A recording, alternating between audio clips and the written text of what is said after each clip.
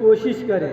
آپ کی زندگی کا واقعہ امت کی عورتوں کے لیے ایک سبق ہے۔ بطور تمہید اتنا بتانا چاہتا ہوں کہ آج ہماری محترم بہنیں کپڑوں پہ پیوند لگا کر پہننے پر راضی نہیں ہوتی ہیں، مگر دختر رسول کی چادر میں پیوند لگے تھے۔ کیوں؟ عورت کی بلندی کپڑے یا زیور سے نہیں ہوتی ہے۔ عورت کا سب سے بڑا زیور اس کا کردار ہوتا ہے، شوہر کی عزت کرنا ہوتا ہے۔ دنیاوی زیور پہن کر عورت کو بڑا نہ سمجھنا چاہیے۔ انسان پر جب مصیبت پڑتی ہے تو وہ دوسروں کو بھول جاتا ہے۔ رسول کے بعد فاطمہ پر ظلم کا ستم ٹوٹ پڑا۔ عزیزان گرامی، میں نام نہیں لوں گا، لیکن چند افراد بار بار در جناب سیدہ پہ آتے رہیں اور مطالبہ کرتے رہیں کہ علی کو باہر بھیجو۔ جناب امیر آئیں، پہلے آج پورا تفصیل سے واقعہ سن لیجئے۔ پہلے خود جناب امیر آئیں۔ کوئی دربار کی طرف سے آدمی آیا کہ یا علی آپ کو بیعت کے لیے بلایا ہے، تو آپ نے کہا میں بیعت نہیں کروں گا، اور اب ان سے جا کے یہ کہہ دو کہ بار بار کسی کو نہ بھیجے، نہ میں دربار آؤں گا، نہ میں بیعت کروں گا۔ میں قرآن جمع کر رہا ہوں یا تفصیل قرآن لکھ رہا ہوں۔ مجھے اب کوئی بھی آ کے بار بار یہ سوال نہ کرے۔ مولا اپنے حجرے میں چلے گئے اور قرآن کو جمع کرنے لگے۔ جو بھی مختلف جگہ پہ مختلف کاغذ پہ قرآن لکھا تھا اسے جمع کر کے ترتیب دینے لگے۔ اسے ترتیب دے رہے ہیں کہ پیغمبر کے فوراً بعد ترتیب دے دوں کہ اس سے پہلے لوگ مختلف قرآن نہ رائگاں کریں۔ اب یہاں پہ مولا کائنات کہہ کے گئے ہیں در پہ، اب کوئی بھی دروازے پہ نہ آئے۔ جو آدمی بھیجا گیا تھا بلانے کے لیے اسے بتا دیا اب مت آنا۔ اس نے جانے کے بعد کہا، علی نے صاف منع کر دیا کہ دربار نہ آؤں گا، نہ بیعت کروں گا۔ تو کسی اور نے کہا تو تم رکو، میں کچھ لوگوں کو لے کے جاتا ہوں۔ کہا نہیں، ہم ساتھ چلتے ہیں۔ اگر علی باہر نہیں آتے تو ایک نے مشورہ یہ دیا، مختلف افراد تھے، ان میں سے ایک نے کہا کہ آگ لے چلتے ہیں۔ اگر علی نے بیعت نہ کی تو پھر کوئی بھی بیعت نہ کرے گا۔ علی سے بیعت ضروری ہے۔ کہا آگ لے چلتے ہیں، ڈرائیں گے دھمکائیں گے، علی سے بیعت لے لیں گے۔ وہ اور ہوں گے جو ڈرانے یا دھمکانے سے بیعت کر لیتے ہوں۔ یہ مولا کائنات ہیں۔ یہاں تک کہ خود شبلی نعمانی کہتے ہیں کہ مجاز تو کچھ ایسا ہی تھا، وہ آگ لے گئے ہوں گے لیکن آگ لگائی نہیں ہوگی، صرف ڈرانے کے لیے لے گئے ہوں گے۔ میں کہتا ہوں چلو صرف اتنی سی بات کو جو آپ نے فرض کی یا آگ لے گئے ہوں گے۔ کون سی ایسی نوبت آ گئی تھی کہ دختر رسول کے گھر پہ آگ لے جانا پڑا، دختر رسالت کے گھر پہ آگ لے جانا پڑا؟ بس عزادارو، بس ایک مرتبہ سب کے سب ایک ہجوم کی شکل میں در پہ آ گئے۔ ایک نے آگ پکڑ رکھی ہے اور کہا اگر آگ لگا دیں گے اگر علی واقعاً باہر نہ آئے۔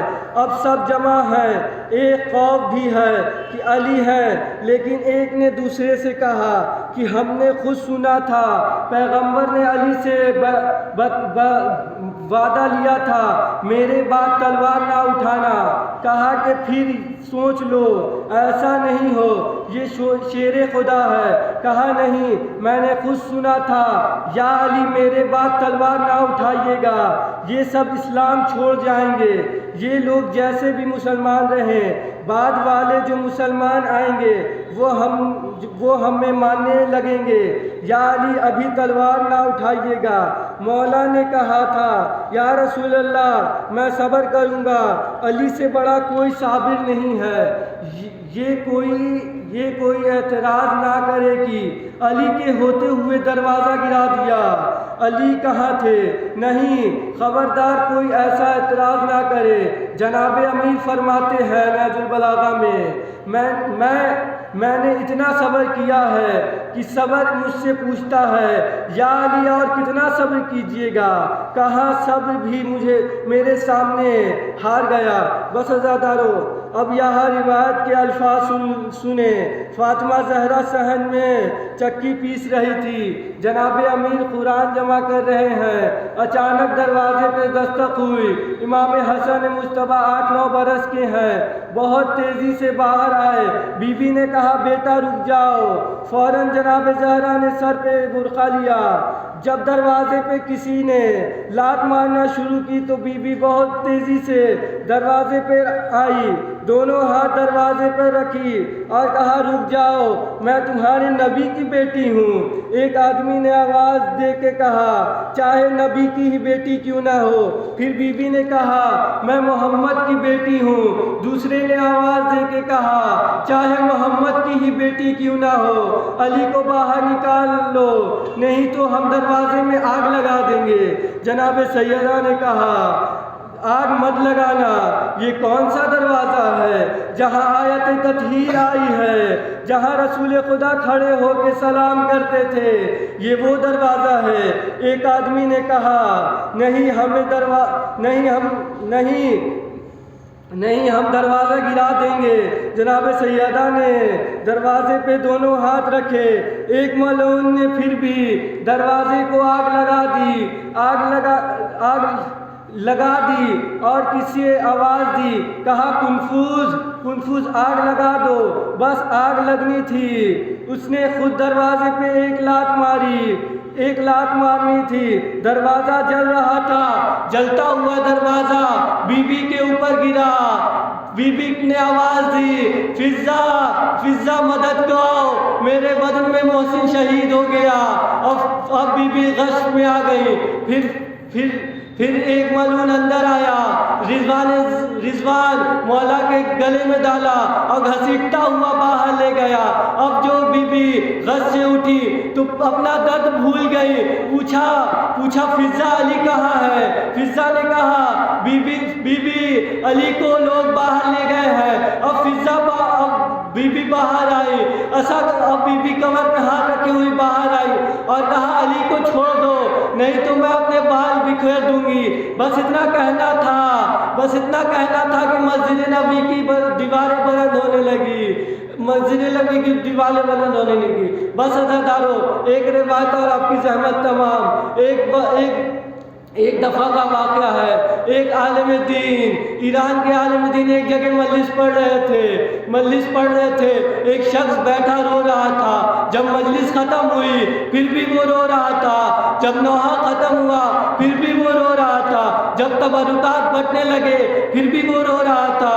مولانا خود اترے اور آگے پوچھا اے شخص تجھے کون سی بات اتنی لگ گئی کہ تو ابھی تک رو رہا ہے؟ اس شخص نے کہا اے عالم دین، میں ایک ڈاکٹر ہوں، جب ہاتھ کی ہڈی ٹوٹ جاتی ہے، جب بھی کچھ ہو، جب بھی ہلکا سا ہلے تو درد کرتا ہے، جب پسلی ٹوٹے تو سانس لینے میں درد ہوتی ہے۔ میں بس یہ کہنا چاہتا ہوں، بس یہ سوچ کے رو رہا ہوں کہ فاطمہ کی 4 ہڈیاں ٹوٹی، 4 پسلیاں ٹوٹی، پھر بھی وہ 75 دن کیسے زندہ رہ گئی۔